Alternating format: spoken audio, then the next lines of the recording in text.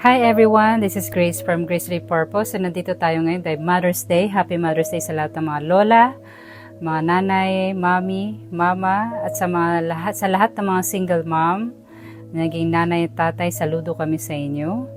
Maraming salamat sa lahat ng mga magulang natin, lalo na yung mga nanay natin. Without them, wala tayo ngayon dito sa mundo na to. At wala tayong magiging purpose. Kaya gusto ko bigyan ng word sa mga magulang natin to honor them. Ang sabi nga sa Ephesians 6:1-3, children, if you want to be wise, listen to your parents and do what they tell you.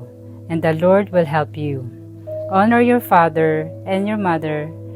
You will prosper and live a long life if you honor your parents.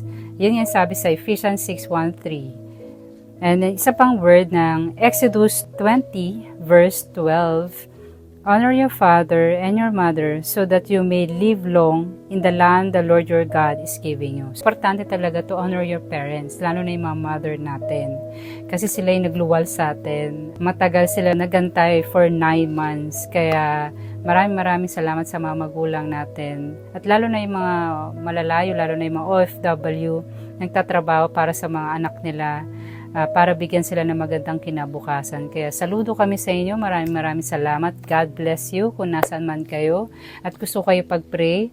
Lord, I pray for sa mga lahat ng mga magulang, lalo na yung mga nanay, lalo na yung mga single mom. I pray for healing for them.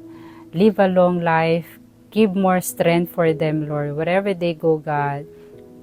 God, bigyan mo silang wisdom, the way they talk also, Lord, sa mga children nila, Lord.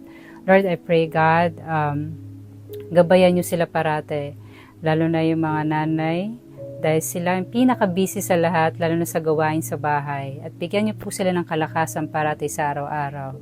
At maraming salamat sa lahat ng mga magulang. Maraming salamat, and God bless you.